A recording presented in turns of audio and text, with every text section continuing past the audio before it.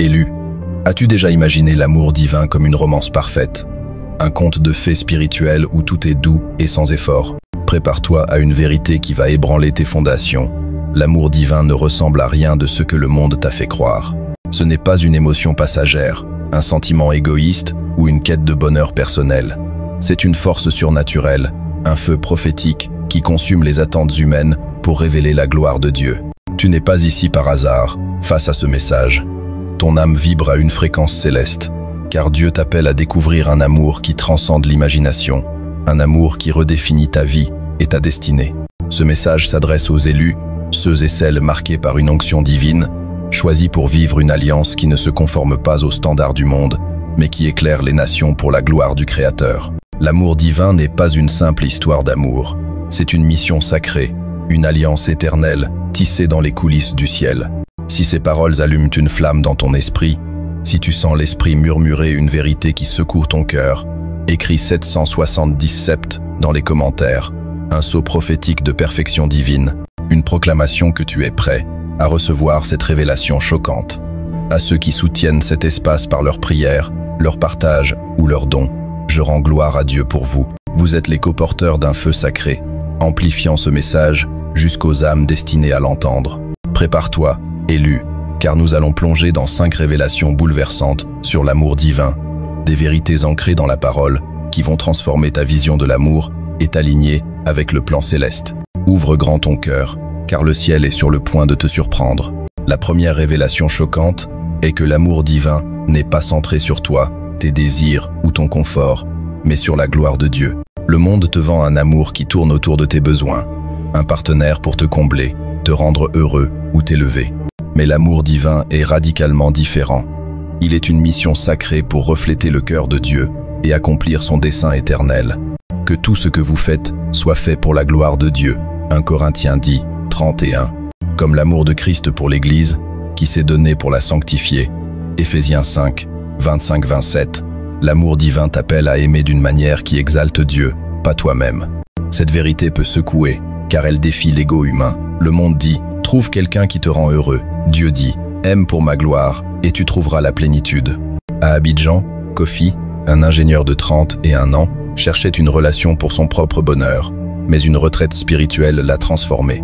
Il a rencontré une femme qui, comme lui, voulait servir Dieu à travers un projet communautaire. Leur amour, centré sur la mission divine, a construit des écoles pour les enfants défavorisés, glorifiant Dieu. À Kinshasa, Marie, une enseignante de 29 ans, a choisi un homme partageant son appel à l'éducation spirituelle et leur union inspire leur église. À l'opposé, combien s'enlisent dans des relations égoïstes, cherchant à combler un vide personnel. Toi, élu, tu es appelé à un amour qui place Dieu au centre, un amour qui devient un témoignage vivant. Dans la nature, le soleil ne brille pas pour lui-même, mais pour nourrir la terre, faisant pousser des forêts et des champs. Ton amour, élu, est ce soleil, rayonnant pour la gloire de Dieu et illuminant ceux qui t'entourent. Pour vivre cette vérité, prends un moment chaque matin pour réaligner ton cœur. Seigneur, que mon amour soit une offrande pour ta gloire, non pour moi. Médite sur Jean 3, 30. Il faut qu'il croisse et que je diminue. Écris une intention.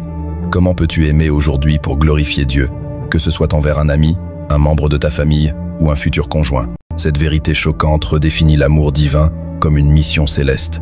La deuxième révélation est que l'amour divin est un sacrifice, pas une quête de confort ou de facilité. Le monde glorifie un amour qui te fait sentir bien, sans effort ni douleur. Mais l'amour divin demande de donner de toi-même, de renoncer à ton ego et de persévérer dans les épreuves, à l'image du Christ sur la croix. Il n'y a pas de plus grand amour que de donner sa vie pour ceux qu'on aime. Jean 15, 13. Comme Ruth, qui a sacrifié son confort pour suivre Naomi et le plan de Dieu. Ruth 1, 16, 17. L'amour divin t'appelle à aimer, même lorsque c'est difficile, même lorsque cela coûte. Ce sacrifice peut se manifester par le pardon, la patience ou le soutien inconditionnel. À Lagos, Funmi, une entrepreneuse de 30 ans, a choisi de rester aux côtés de son fiancé pendant une crise financière, priant et travaillant ensemble pour rebâtir leur avenir. Leur amour sacrificiel a non seulement renforcé leur relation, mais a aussi inspiré leur communauté à persévérer. À Dakar, Amadou, un musicien de 28 ans, a soutenu sa partenaire dans son ministère malgré les critiques, sacrifiant sa fierté pour le rappel commun. À l'opposé, combien abandonnent l'amour dès qu'il demande un effort? Toi, Élue, tu es appelé à un amour qui donne sans compter, un amour qui reflète le sacrifice de Jésus. Dans la nature, un arbre donne ses fruits et son ombre, même au prix de ses propres ressources, pour nourrir la vie autour de lui.